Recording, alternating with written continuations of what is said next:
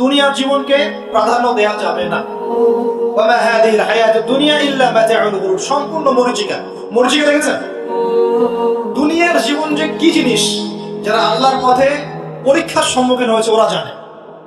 মানে কিচ্ছু না, মানে মুহূর্তে আল্লাহ পাক ইহকাল পরকালের ফয়সালা করে ফেলেন। আমরাও বুঝবো, এটা আমরা বুঝবো না এমন নয়। ইয়াং ছেলে রাস্তায় যাচ্ছে, বাইক নিয়ে খুব দাবরানি দিচ্ছে, আছে না? হঠাৎ অ্যাক্সিডেন্ট, ডেথ, স্পট ডেথ। এটা দুনিয়ার জীবনটা। সারা জীবন দুনিয়ার পিছনে ছুটেছে, শেষ বয়সে হতাশ, কিছুই পেলাম না। পাবে না, কারণ আল্লাহর পথে না চললে শেষ বয়সে গিয়ে কিছু পাবেন না। যন্ত্রণা, হতাশা, গ্লানি ছাড়া। তখন দেখবেন আত্মহত্যা করে শেষ, ডেথ। দেখবেন অনেক প্রতাপশালী বাদশা বড় বড় লেকচার দিচ্ছে, হঠাৎ রাস্তায় হাঁটতে হাঁটতে ডেট। সারাদিন রাত জেনা করেছে, মদ খেয়েছে, জেনা ছড়িয়েছে সমাজে, নগ্নতা অশ্লীলতা ছড়িয়েছে, ভাইরাস মহামারী দিয়ে শেষ। দুনিয়ার জীবন কি জীবন? চোখের সামনে অহরহ এগুলো ঘটনা দেখছি আমরা। যাচ্ছে খুব সাদাল্লাদ করে, বর বিয়ে করতে যাচ্ছে, কার অ্যাক্সিডেন্ট, শেষ, ডেট। কিছু সাহাবী তো এমনও ছিলেন, বদরের যুদ্ধ করতে এসেছেন, হাতের মধ্যে কিছু খেজুর আছে, খেজুর খাচ্ছেন, কোরমা খেজুর খাচ্ছেন। তখন নবী সাল্লাল্লাহু আলাইহি ওয়াসাল্লাম দাঁড়িয়ে ভাষণ দিচ্ছেন যে ওয়াসাবিকু ইলা মাগফিরাতিন মির রাব্বিকুম ওয়া জান্নাহ। ওই যে আয়াতটা আছে, তোমরা এগিয়ে চলো তোমাদের রবের ক্ষমার দিকে এবং জান্নাতের দিকে। আরদুহা কাআরদিস সামাই ওয়াল আরদ, যার প্রশস্ততা আসমান এবং জমিনের সমান। সাহাবী খেজুর খেতে খেতে খেজুরটা ফেলে দিলেন। আরেকজন সাহাবী জিজ্ঞাসা করলেন যে খেজুরটা ফেলে দিলেন কেন? তিনি বলছেন এই খেজুরগুলো খেতে অনেক সময় লেগে যাবে। নবী সাল্লাল্লাহু আলাইহি ওয়াসাল্লাম এমন কথা বলেছেন, এটা শোনার পরে আমি আর এক সেকেন্ড নষ্ট করতে যাচ্ছি না। খেজুর ফেলে দিয়ে যুদ্ধে ঝাঁপিয়ে পড়লেন, দেন শহীদ হয়ে জান্নাতে চলে গেলেন। তারাও তো মৃত্যুর স্বাদ গ্রহণ করেছেন, তাই না? সুমাইয়া রাদিয়াল্লাহু আনহা, আবু জাহেল তাকে নির্যাতন করছে, তার লজ্জাস্থানে বর্ষা ঢুকিয়ে দিয়ে, চিন্তা করতে পারেন, লজ্জাস্থানে বর্ষা নিক্ষেপ করে হত্যা করল। সুমাইয়া রাদিয়াল্লাহু আনহা দেখতে কালো বর্ণের, চেহারা সুন্দর নয়, হয়তো আপনার মতো সুন্দর নয়, জান্নাতে এখন হাসছে ইনশাআল্লাহ। তার স্বামী ইয়াসের, আবু জাহেল তাকে পিটাতে মেরে ফেললো, সে মারা গেল, শহীদ হয়ে গেল। অনেক ওলামায়ে কেরামকে, ইমাম, মুস্তাহিদ, মুহাদ্দিস দেখবেন সারাটা জীবন এত মেহনত করেছেন দ্বীনের জন্য, বিয়ে শাদী করার সময় পান নাই। এমনও আছে ইমাম এবং মুহাদ্দিস জিজ্ঞাসা করে দিবেন, যে ব্যক্তি পরকালের জন্য দুনিয়া করবে, আল্লাহ পাক দুনিয়া গুছিয়ে দিবেন, আখিরাতও গুছিয়ে দিবেন ইনশাআল্লাহ। প্রথম কথা হচ্ছে যে দুনিয়ার জীবনকে প্রাধান্য দেওয়া যাবে না। দুনিয়ার জীবনের প্রতিটা কাজ আপনি একটা উদ্দেশ্যে করবেন, সেটা হচ্ছে আল্লাহ সন্তুষ্ট।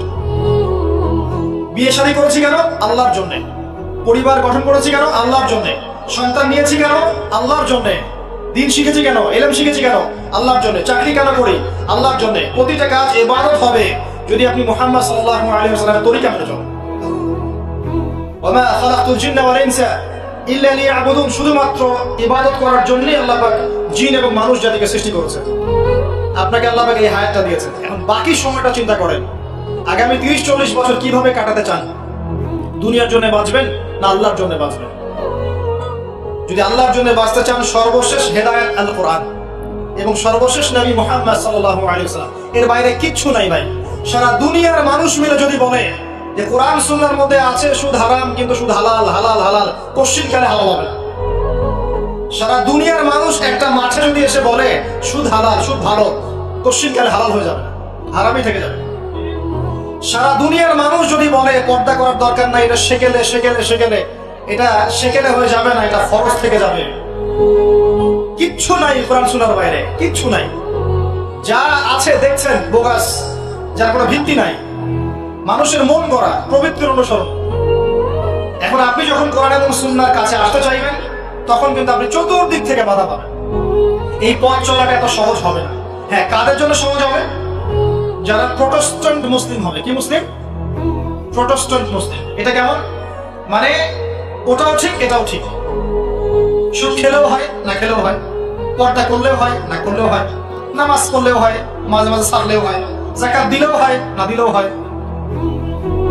মডারেট প্রোটেস্ট্যান্ট মানে কোরআন সুন্নাহয় যা আছে এগুলো খুব কঠিন মনে হয়, একটু মৌলবাদী মনে হয়, এগুলো মানলে তো এই যুগে চলা যায় না, এগুলো ওই যুগের জন্য, এরকম ভরসা যারা চিন্তা করবে তাদেরকে কষ্ট পেতে হবে না। তারা দেখবেন কষ্ট না করেই দুনিয়ার জীবন কাটিয়ে দিচ্ছে, ওদের কোনো বাধা বিপত্তি আসবে না। আপনি যখন কোরআন সুন্নাহকে আঁকড়ে থাকবেন, কেমন করে আঁকড়ে থাকবেন? মারির দাঁত দিয়ে কামড়ে থাকবেন, নবীজি বলেছেন। মারির দাঁত দিয়ে কামড়াতে বলেছেন, সামনের দাঁত দিয়ে কামড়ালে ছটকে যাবে, টান দিলে ছিঁড়ে যাবে। মারির দাঁতে কামড় দিলে টান দিলে সোজা ছিঁড়বে না। এভাবে থাকলে আপনার বাধা আসবে। এখন আপনার সামনে দেখবেন আপনি কিছু ফিতনা এবং কিছু সলিউশন। আপনি নিয়াত করেছেন যে আপনার যে গুনাহগুলো হয়েছে এগুলো থেকে আপনি তওবা করবেন ইনশাআল্লাহ। আগামী দিনগুলো আপনি কোরআন এবং সুন্নাহ অনুসারে চলবেন। এই কথা সাথে একমত আছেন তো? এখন চলতে গিয়ে দেখবেন যে আপনি কিছু স্পষ্ট বিষয় দেখতে পারবেন যেগুলোর সাথে আসলে কোরআন সুন্নাহর খুব একটা মিল পাওয়া যাবে না। আপনি দেখবেন স্পষ্ট শিরক করছে মুসলিমরা, আপনি দেখবেন স্পষ্ট বেদাত করছে, আপনি দেখবেন হারাম খাচ্ছে। মুসলিম যুবকরা মাদক, পর্নোগ্রাফি, জেনা, ফ্রি মিক্সিং, আপনার জুয়া, ক্যাসিনো, এই যে আপনার টিকটক প্রজন্ম, এগুলো নিয়ে ব্যস্ত আছে। আপনি স্পষ্ট দেখবেন মেয়েরা বেহায়ের মতো ঘুরে বেড়াচ্ছে। আপনি স্পষ্ট দেখবেন যে আপনি হালালে থাকলে চাকরি পাচ্ছেন না। আপনি স্পষ্ট দেখবেন পরিবারের লোকজন কথা শোনে না। আপনি এমনও দেখবেন ওলামায়ে কেরামের মাঝে ঐক্য নেই, এমন দেখবেন। আপনি এমনও দেখবেন যে মানুষ দিনকে দুনিয়ার বিনিময়ে বিক্রি করে দিচ্ছে। আর এমন দেখবেন যারা আপনার উপরে আছে তারা দিন সম্পর্কে তেমন কোনো জ্ঞান রাখে না। এমন জটিল পরিস্থিতিতে আপনি কি করবেন তখন? এরপরে আপনি যখন বিশ্বের দিকে তাকাবেন তখন দেখবেন বিশ্বের সমস্ত পরাশক্তিরা ঐক্যবদ্ধ ইসলামের বিরুদ্ধে। বিশ্বের সমস্ত বড় বড় পরাশক্তিরা ঐক্যবদ্ধ ইসলামের বিরুদ্ধে। দেখবেন আপনি ইসলামের কোনো খিলাফা নাই, দেখবেন কোনো ইমাম নাই, কোনো আমির নাই, কোনো জামাআ নাই। দেখবেন আপনি সেই রকম সলফে সালেহিনের যুগের মতো সূর্য বীর্য ব্যক্তিত্ব গায়রাত কিছু নাই। মনে হবে যেন আমরা দাসত্বের শৃঙ্খলা আবদ্ধ হয়ে গেছে। তখন আপনি কষ্ট পাবেন মনে মনে। আপনার মধ্যে ইমান থেকে থাকলে আপনি কষ্ট পাবেন, ভেতর থেকে কষ্ট ফিল করবেন। যদি প্যারালাইজড রোগী হয়ে থাকেন তাহলে কষ্ট ফিল করবেন না। চেতনা থাকে দিনে কষ্ট ফিল করবেন। তখন আপনার স্ট্রাগল শুরু হবে। তখন আল্লাহ যদি আপনাকে বুঝ দেন, আল্লাহ দেখবেন আপনি কি করেন। আপনার মেধা দিয়ে আল্লাহ কি করেন, আপনি কি করেন, আপনার অর্থ দিয়ে আপনি কি করেন, আপনার হায়াতটা দিয়ে আপনি কি করেন, আপনার এই যে জনবল দিয়ে আপনি কি করেন, আল্লাহ আপনাকে যা দিয়েছেন তা দিয়ে আপনি দিনের জন্য কি করছেন আল্লাহ পাক তখন দেখবেন।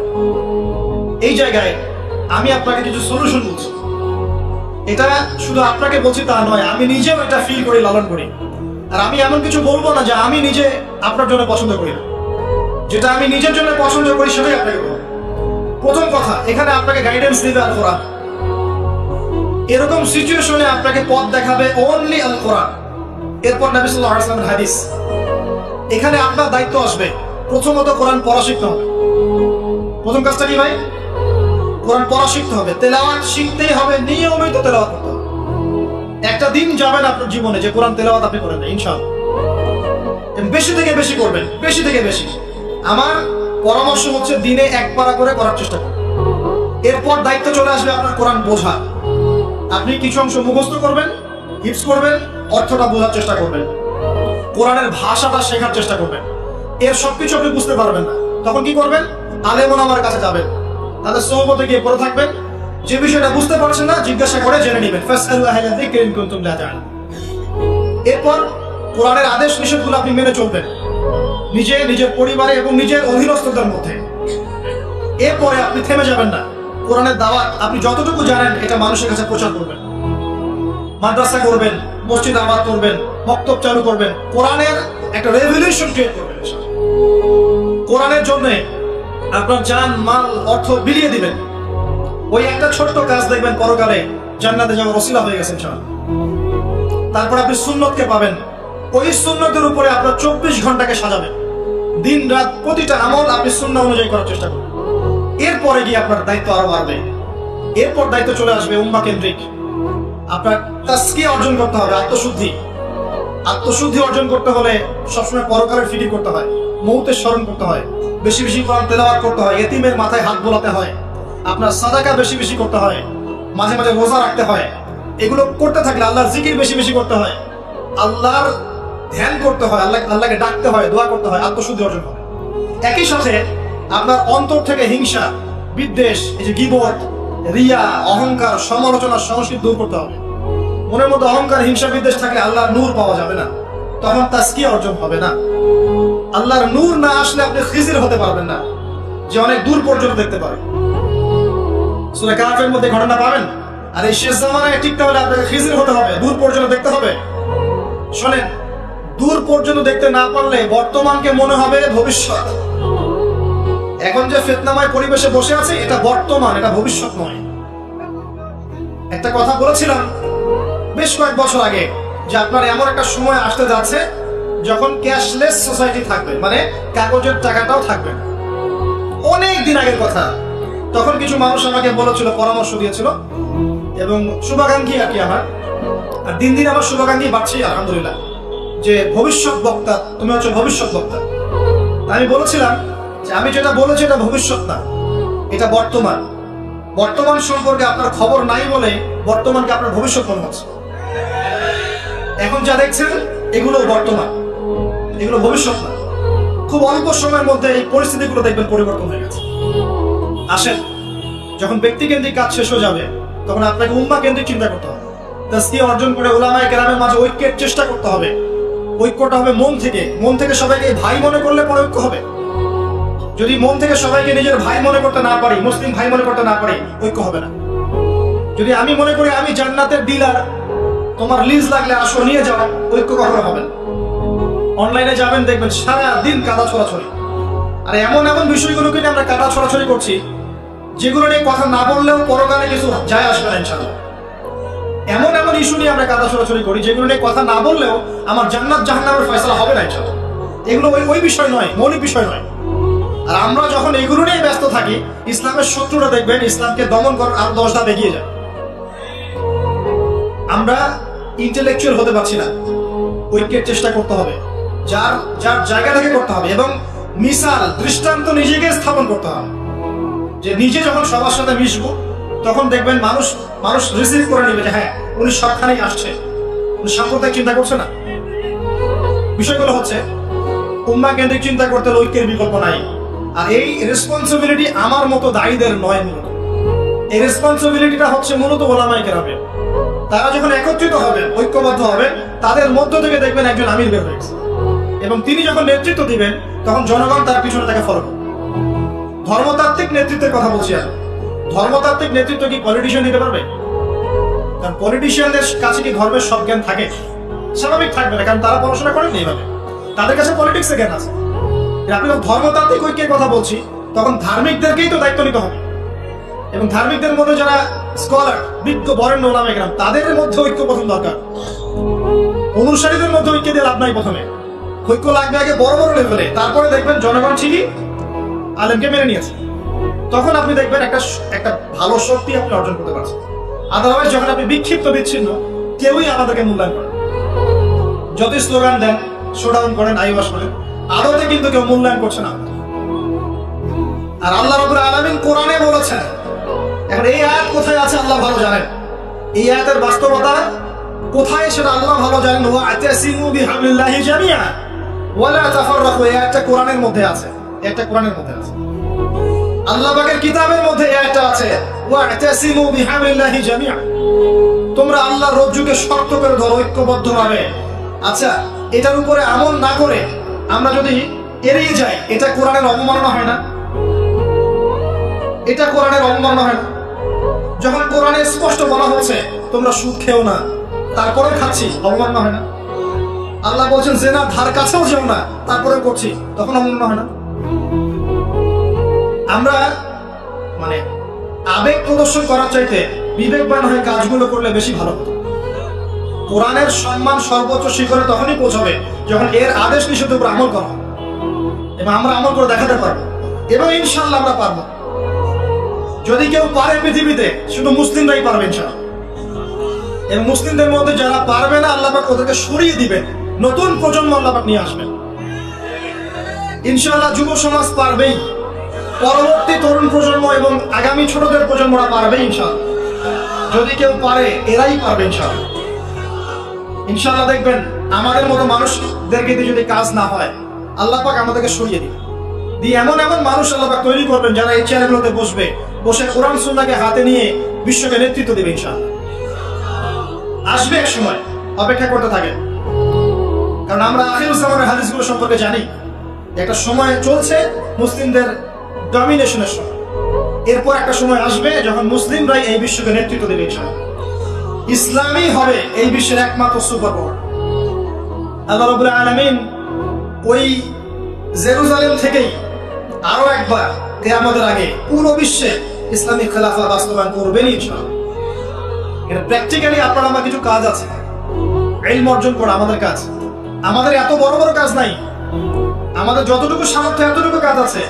আমাদের কাজ আগে ইলম অর্জন করা, আমাদের কাজ জানা অনুযায়ী আমল করা, উলামায়ে কেরামের সাথে সম্পর্ক রাখা, মাদ্রাসার সাথে সম্পর্ক রাখা, জ্ঞানের চর্চা করা, হালাকাগুলো বাড়ানো, ইমানের চর্চা করা। আমাদের কাজ পরিবারগুলোকে সংশোধন করা। যদি কথা না শোনে ছেড়ে দেন, একক পরিবার গঠন করেন। বুঝাতে বুঝাতে যদি দেখেন যে আপনার পরিবার লুতের স্ত্রীর মতো হয়ে গেছে বা নূহ আলাইহিস সালামের স্ত্রীর মতো হয়ে গেছে, তার ছেলের মতো কথা শোনে না, ছেড়ে দেন, আপনি আলাদা থাকেন। তাও ইমানের সাথে আপোষ করুন। আসহাবুল কাহফ সমাজ পরিবার সব ছেড়ে দিয়ে চলে গেছে, চলে যায় না, সব ছেড়ে দিয়ে চলে গেছে। যখন কেউ কথা শোনে না, একাই থাকতে হয় আল্লাহর রজ্জুকে ধরে।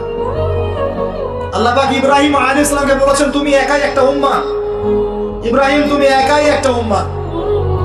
তো আমাদের কিছু কাজ আছে ভাই, ইমানের চর্চা করা, ইলম অর্জন করা, উলামায়ে কেরামের সোহবতে যাওয়া, তাজকিয়া, আত্মশুদ্ধি অর্জন করা, অন্তরে আল্লাহর নূর পাওয়ার চেষ্টা করা, বেশি থেকে বেশি ইবাদত করতে থাকা, সময়কে মূল্যায়ন করা, সময়কে মূল্যায়ন করা, জীবনটা গুছিয়ে নেওয়া। কারণ আমি এখানে থাকতে আসিনি, আমি আপনি এখানে থাকতে আসিনি। আজকে থেকে 50 বছর পরে, 100 বছর পরে এখানকার একটা মানুষও বেঁচে থাকবে। এখানে আমরা বসে আছি যারা, কেউ থাকবে না, এই বিশ্বের কোনো নেতা থাকবে না।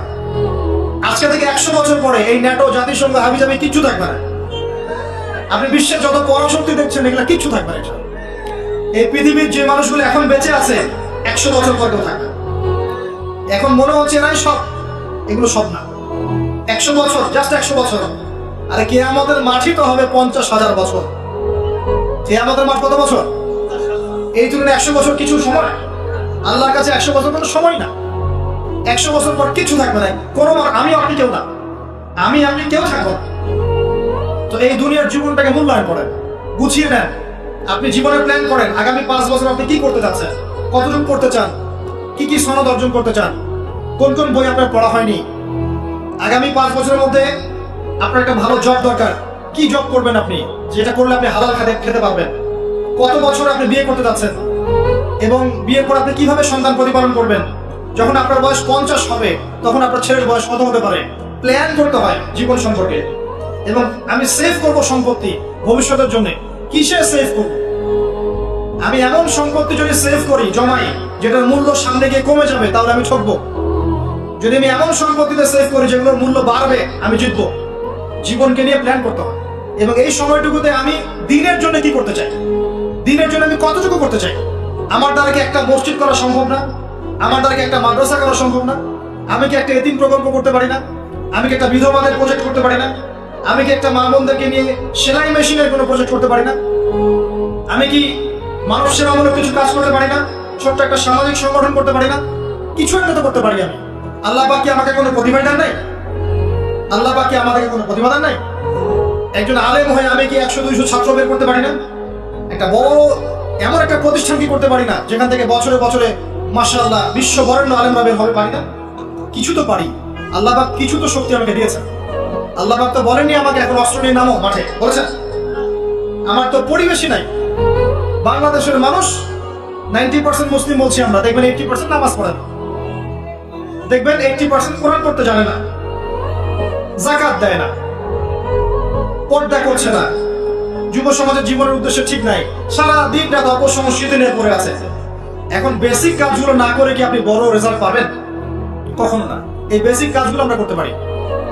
এবং সবচেয়ে বড় একটা কাজ হচ্ছে আমাদের জায়গা থেকে উম্মার মাঝে ফাটল সৃষ্টি না করে ইউনাইটেড করার চেষ্টা করা যায়। আর আমাদের পরবর্তী প্রজন্ম, স্পেশালি এই তরুণদের প্রজন্ম, তরুণীদের আর আমাদের পরের ছেলে মেয়ে যারা আসবে, সোনামণি, এদেরকে আপনি আগামী বিশ্বের জন্য তৈরি করেন।